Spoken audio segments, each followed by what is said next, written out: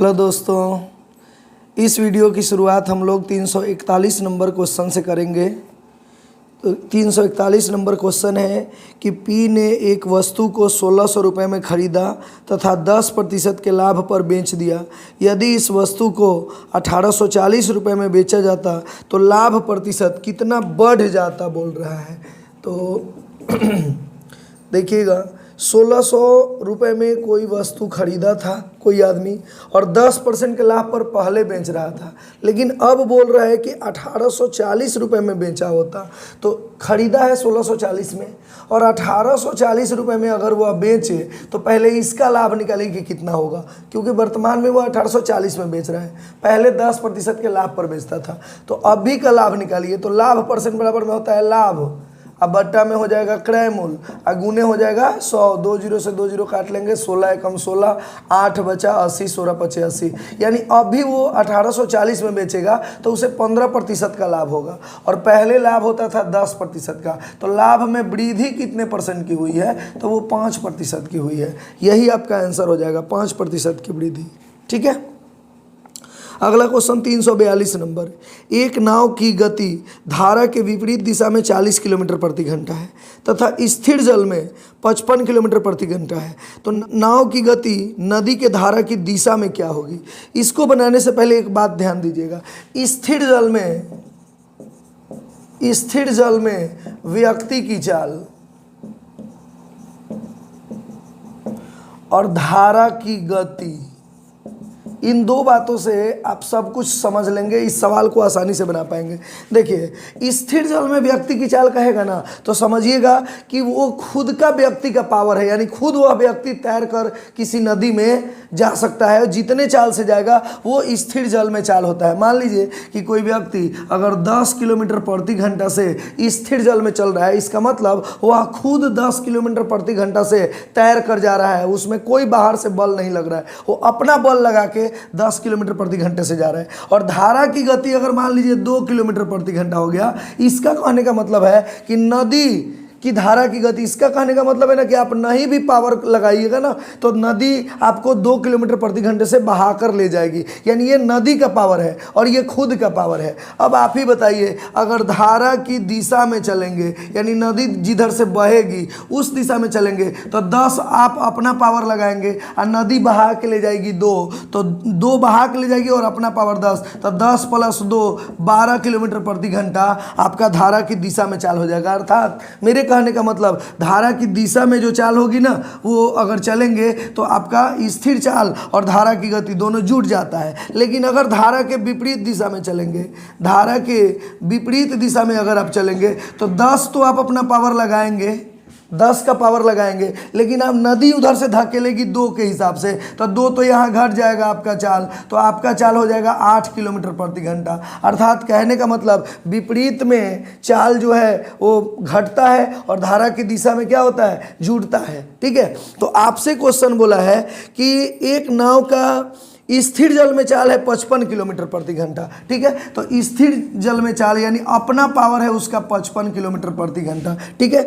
और 40 किलोमीटर प्रति घंटा धारा के विपरीत दिशा में चाल है।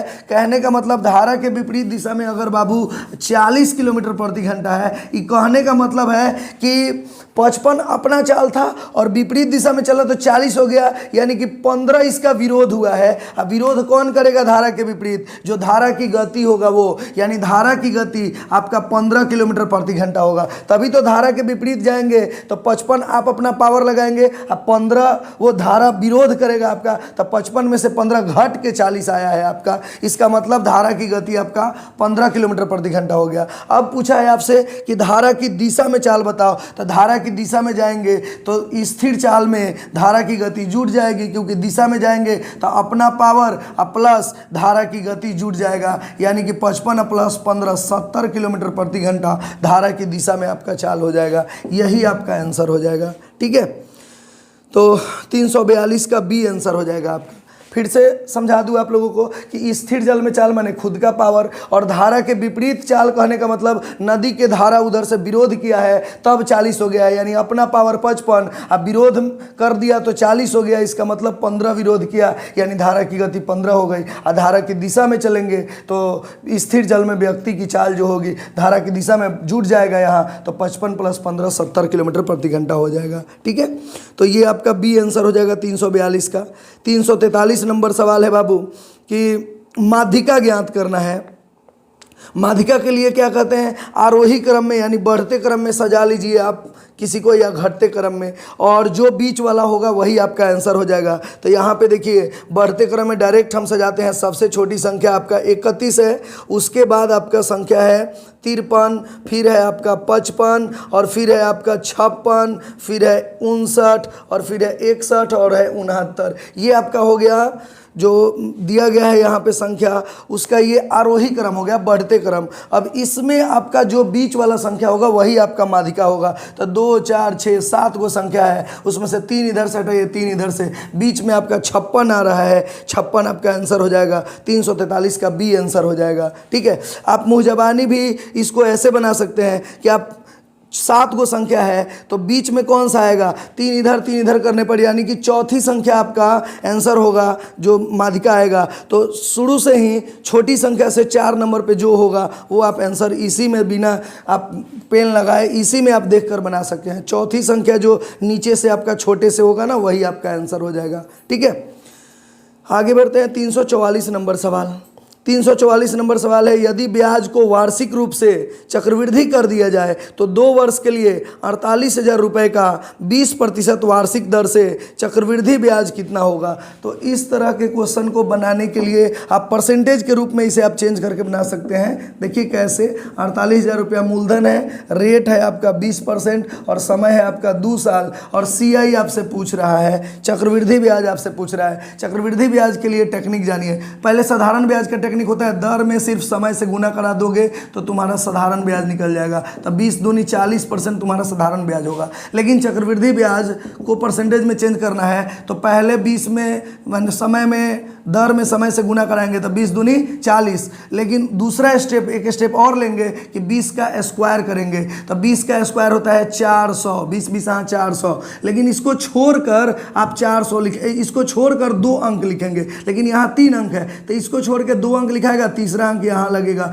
ये 4 यहाँ बैठ जाएगा, और इसके ठीक बीच में पॉइंट लगता है। तो 40 है 4 44 है, दशमलव के बाद 0 का कोई वैल्यू नहीं होता है, तो 44% आपका CI हो जाएगा। फिर से समझिए, CI निकालने के लिए 2 स्टेप लेते हैं। क्या करेंगे कि 20 में 2 से पहले गुना कराएंगे और उसके बाद 20 का स्क्वायर करेंगे, जो आएगा इसको छोड़ के 2 अंक लिखेंगे, अगर 2 अंक का हो तो 2 अंक लिखेंगे, 3 अंक का होगा तो 2 अंक इधर से लिख देंगे और तीसरा अंक को यहाँ लिखेंगे। अब पॉइंट इसके और इसके बीच में लगेगा और तब जोड़कर जो परसेंटेज आएगा वही CI का परसेंट होगा। तो CI आपका 44% हो जाएगा। अब 48,000 का 44% आप निकाल लीजिए तो 44/100 कर लेंगे। अब 44 में 48 से गुना कराइएगा तो आपका हो जाएगा, ये 0 के 0 हो जाएगा, 4/32 के 2 हासिल 3, 4/32 के 2 हासिल 3, 4 चौका 16, 8 चौका 32, 16 48, 3 51 के 1 हासिल 5, 4 चौका 16 और 16 5 21, 21,120 आपका आंसर हो जाएगा। ठीक है, बी नंबर ऑप्शन आपका सही है। 344 का बी आंसर हो जाएगा आपका। अगला क्वेश्चन 345 नंबर देखते हैं। 2 संख्याओं का महत्तम समापवर्तक यानी HCF तथा लघुत्तम समापवर्तक LCM क्रमशः 3 तथा 2730 है। यदि एक संख्या 78 है तो दूसरी संख्या ज्ञात कीजिए। देखिए बाबू, इस सवाल को बनाने के लिए एक फॉर्मूला ध्यान रखिएगा कि 2 संख्याओं का गुणनफल बराबर लसा गुने मौसा होता है, यानी LCM गुने HCF। तो 2 संख्याओं का गुणनफल, अब मान लीजिए एक संख्या दिया है आपका 78, दूसरी संख्या नहीं दिया है तो उसको मैंने x मान लिया। इसका गुणनफल लसा गुने मौसा, लसा दिया है 2730 और मौसा दिया है आपका 3। अब इसी से x का मान निकाल लीजिए, आपका आंसर आ जाएगा। तो यहाँ देखिए काटेंगे, 13 छक्के 78 और 13 से काटेंगे 13 दूनी 26, 1 बचा, 1 पर 3 13, 13 कम 13 0 हो गया। ठीक है, फिर ये 3 से 3 दूनी 6 और 2 से काटेंगे तो 105 दूनी 210 होता है। x का मान आपका 105 आ जाएगा, यही आपका आंसर हो जाएगा। 345 का C आंसर हो जाएगा। ठीक है, आगे बढ़ते हैं। 346 नंबर सवाल। क्वेश्चन है कि 3740 को 3 भागों में इस तरह से विभाजित कीजिए कि पहले का आधा भाग, दूसरे का 1/3 भाग और तीसरे का 1/6 भाग आपस में बराबर हो।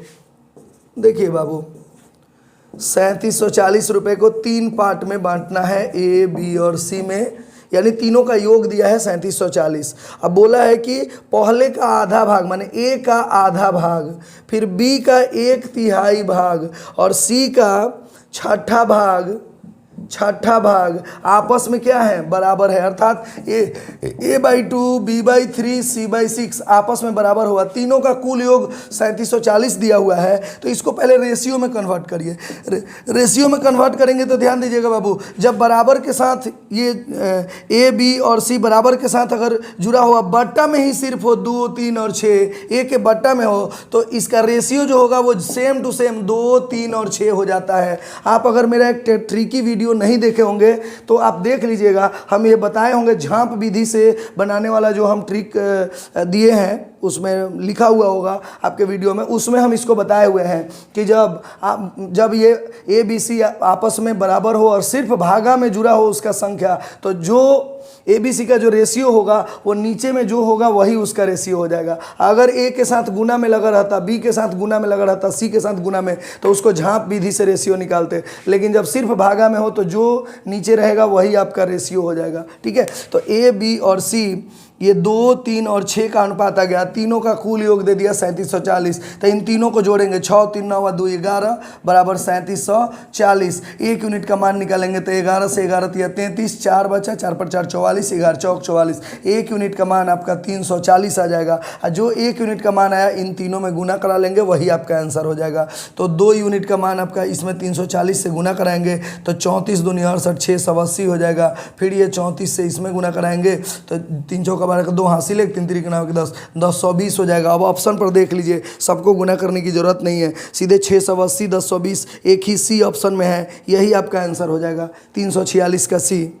ये जो मैं इसको रेशियो में कन्वर्ट किया हूँ, इसका टेक्निकल वीडियो आप अगर देखना चाहते हैं कि डायरेक्ट मैं कैसे मतलब लाया हूँ, और ये इसका 3 तरह से बराबर के साथ जुड़ा हुआ रहता है। तो 3 तरह से क्वेश्चन पूछे जाते हैं, एगो गुना के साथ रहेगा, एगो भागा के साथ, एगो गुना भागा दोनों के साथ रहेगा, बराबर के साथ जुड़ा हुआ। तो डायरेक्ट उसको रेशियो में कैसे कन्वर्ट करेंगे, अगर ये वीडियो नहीं देखे होंगे तो वो देख लीजिएगा। तो इस तरह के क्वेश्चन को आसानी से आप ऐसे ही रेशियो में कन्वर्ट करना सीख जाएंगे और मात्र 2 से 3 सेकंड में सीख जाएंगे। तो उस वीडियो को आप लोग देख लीजिएगा, जिससे आपको ये समय बहुत बच जाएगा आपका। ठीक है, ट्रिकी वीडियो है वो।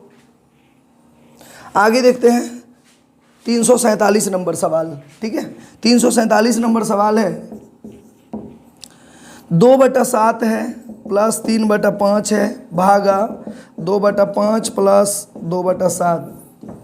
ठीक है, इसको क्या करेंगे कि बट्टा का जोड़ निकालने के लिए हम बताए थे कि पहले नीचे गुना कर लीजिएगा, फिर क्रॉस मल्टीप्लाई, 5 दूनी 10, 17 का 21, 21 10 31। ठीक है, ये भागा है ना, तो भागा है तो इसको गुना में कन्वर्ट करेंगे तो पलट के लिखेंगे। तो पहले रुके, पहले भागा में ही लिखते हैं। पहले इसको भी करिए 35 और ये 7 दूनी 14, 5 दूनी 10, 24/7 दूनी 14, 5 दूनी 10, 14 10 24/35। अब भागा को गुना में चेंज करेंगे तो 35 ऊपर और 24 नीचे हो जाएगा। 35 35 खत्म, 31/24 आपका आंसर हो जाएगा 347 का।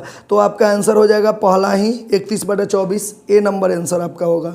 ठीक है, अगला क्वेश्चन 348 नंबर बोला है, ये तो मुँह जबानी बन जाएगा, बहुलक पूछा है, तो जो ज़्यादा बार आएगा वही आपका आंसर हो जाएगा। तो ज़्यादा बार आपका 55 3 बार आया हुआ है, इससे ज़्यादा कोई नहीं आया हुआ है, तो आपका आंसर 55 हो जाएगा, यानी ऑप्शन नंबर सी आंसर हो जाएगा आपका 55, इसका आंसर हो जाएगा। ठीक है, 348 का। तो इस वीडियो में इतना ही रहने देते हैं, मिलते हैं फिर अगले वीडियो में। एक क्वेश्चन दे रहा हूँ, इसका जवाब आप लोग कमेंट बॉक्स में लिख कर जरूर दीजिएगा।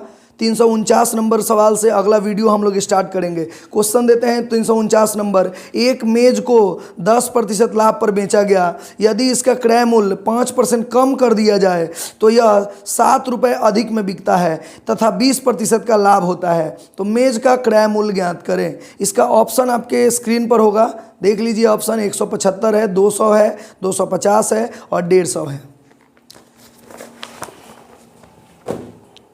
तो मिलते हैं फिर अगले वीडियो में। जय हिंद।